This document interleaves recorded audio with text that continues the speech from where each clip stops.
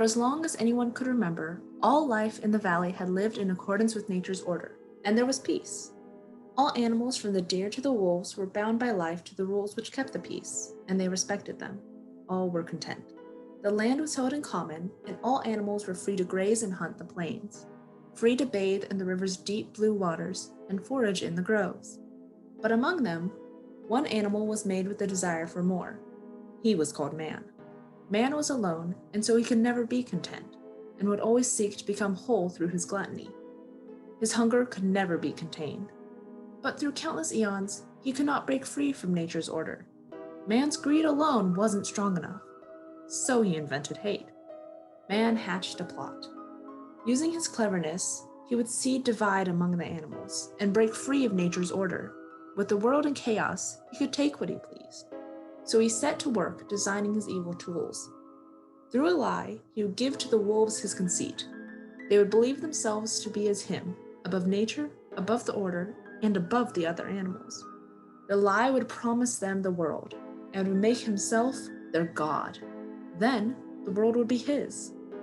In the dead of night, he set upon the sleeping wolves and painted on them a streak of white. When they awoke, they took his work as a sign from nature. They were the chosen.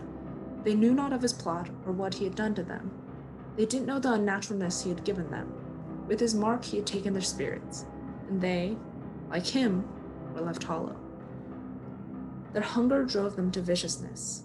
When the other animals would come to the river, the wolves would drive them off with tooth and claw. They would have to bathe in the mud. When they would graze the bountiful fields, the wolves would set upon them, and they would be slaughtered. Many starved. The world must belong to the wolves. There wasn't enough for everyone, so they thought. Man's work was done. When he walked among the wolves, they could not know he was not one of them, for they were possessed by his unnaturalness. They were united in their hate for the others. Only the unloved hate. The unloved and the unnatural. He could take what he pleased from the world. The world fell into darkness. Untold time passed. The time before, and what came with it, was forgotten. Peace, order, and prosperity existed only in the dreams of the world.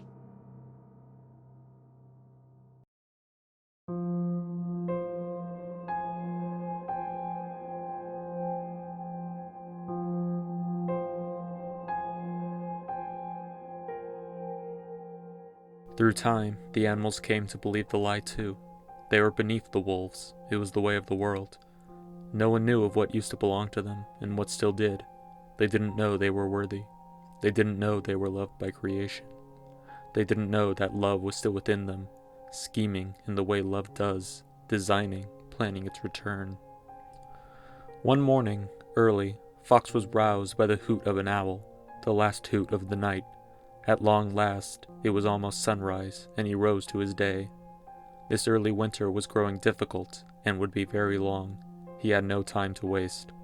Many fathers had been lost, and they left behind mouths to feed. Fox didn't know if he would be able to feed them all. He didn't know if he was enough. It kept him up at night, and made him sick with grief and guilt. The sickness had followed him for a long time. On the way to his hunting meadow, he would stop by the dens of the widowed mothers and see if they had lost any cubs in the night, trying not to wake them. 2 this morning, so it goes. He felt the sickness then. It followed the other foxes too, as it did many animals. They only knew their hardship as natural and blamed themselves for it. They lived their suffering because of their weaknesses, they thought. What else could it be? No one knew. Animals didn't ask questions like that. They weren't aware of the lie or the world before the lie. They didn't even know about man. The world had forgotten him. Fox went on to his work. As he hunted that day, he saw the owl watching him. He cursed the thing for waking him early. He had enough to deal with. The hunting was difficult work, and he had little to show for it. There was hardly a mouse to be seen. For hours and hours he stalked the snowy bush, with no luck. Things had been hard for the mice, too, this winter. When things were hard for the mice, things were hard for the fox. Nature is like that. The sun was setting, and Fox was stricken with guilt, for he had gotten nothing that day. He would set out for home. He thought of the cubs who would go hungry. He felt sick then. He was almost lost in his suffering when a mouse fell before him. He looked up. The owl was perched in a tree above him. It stared at him. Fox never cared much for the owls. They didn't have much in common. Most animals stayed away from the owls. They didn't trust them.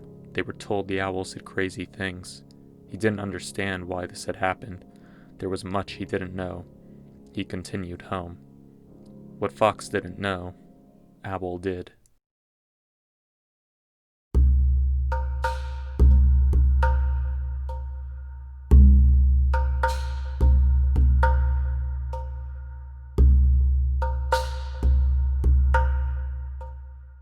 Owl remembers the stories quite well.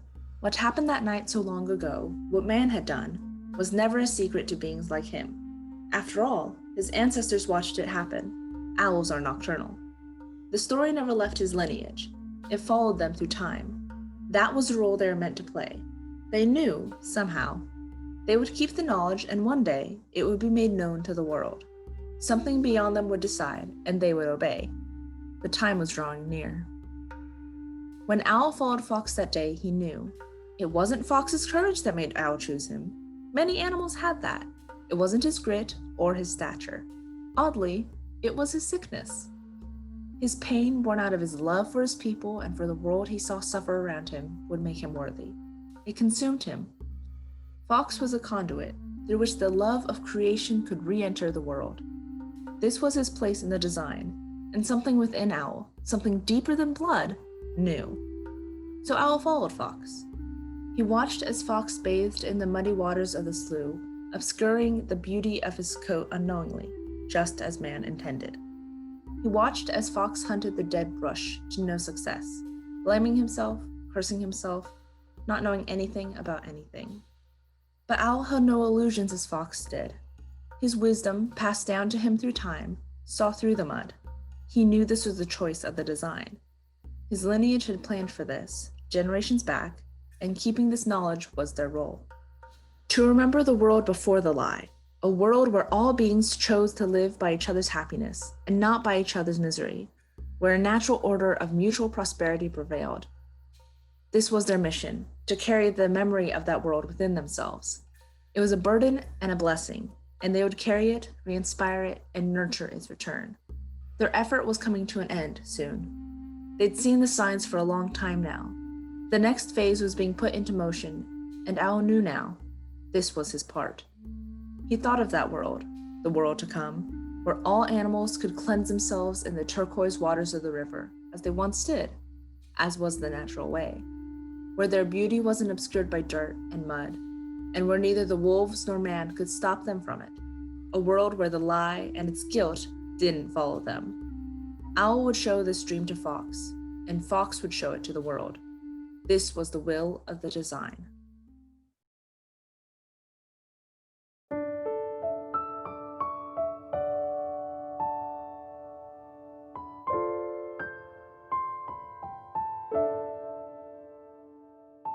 Fox had dark dreams that night.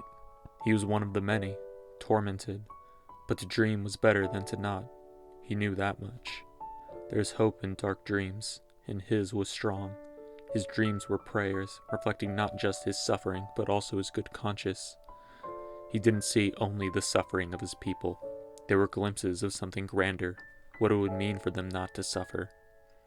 What would it mean for there to be peace and prosperity and opportunity? The best parts of them would shine. He knew it. He wanted the pain to go away, but he didn't know how to make it so. What could he do? Fox was just Fox to himself. He didn't know about the motion. He didn't believe he had it within himself to believe in that world strong enough to fight for it.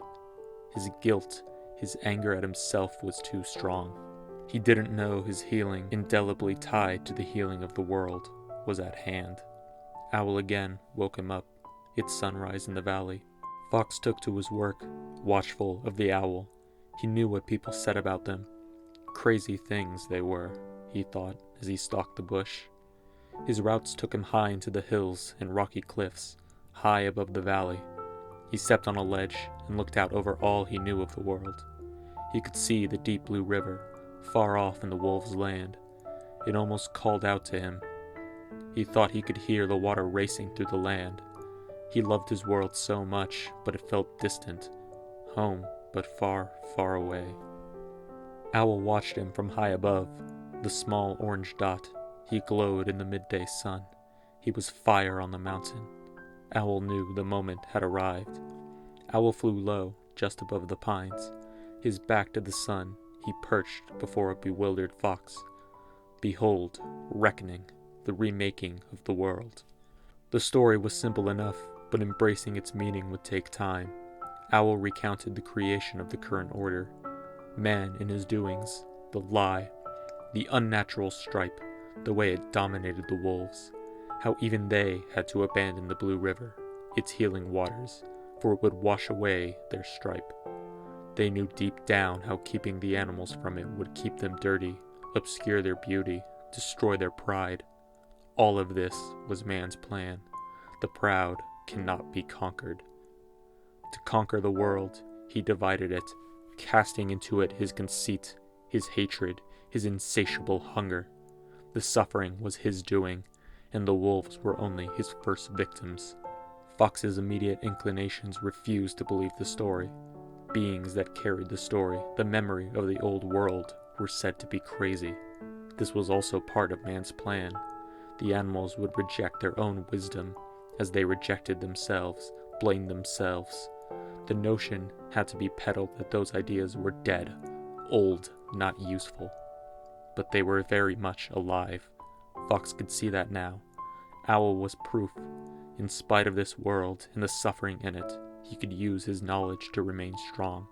He could continue to hope for and believe in the possibility of a better world. He wasn't haunted by guilt, tormented by the sickness that plagued everyone he knew. There was power in this story, in telling it, and in living its truth. Fox could no longer fear this truth or turn his eyes from it, as difficult as it was to accept. Fox needed this power. The world needed this power. Without it, they would be no more. What little light there was left could be saved, expanded. So, Fox decided he would be its agent. He would travel to the river, alone if he had to, and free himself. He couldn't expect to free others if his own mentality was enslaved. He had to do it. He knew the wolves would try to stop him, but this was his cause now. He couldn't be stopped by any threat.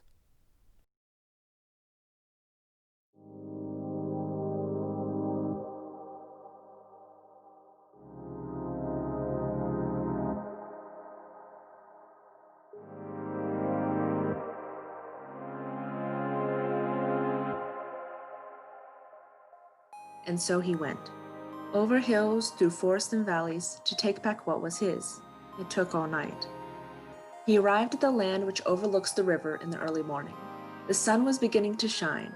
He didn't ask himself for whom the sun shined. It shined for him. He couldn't conceal himself any longer in the daylight, and the wolves were out. He would have to outrun them, and he would. The wind carried him as he ran. The path opened for him and him alone. The wolves were ruthless, but they weren't nearly fast enough.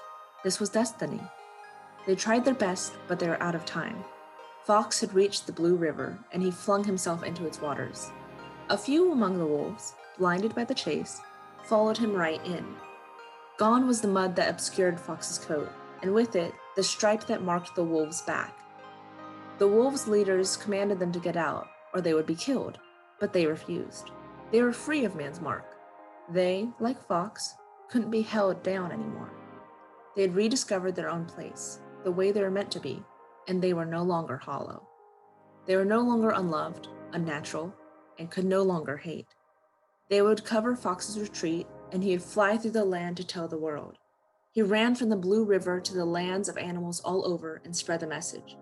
A great awakening was taking place. The wolves could no longer stop the remaking of the world. They had lost their power when man's influence over all beings was broken, and through the awakening, they too were healed. The sun had risen.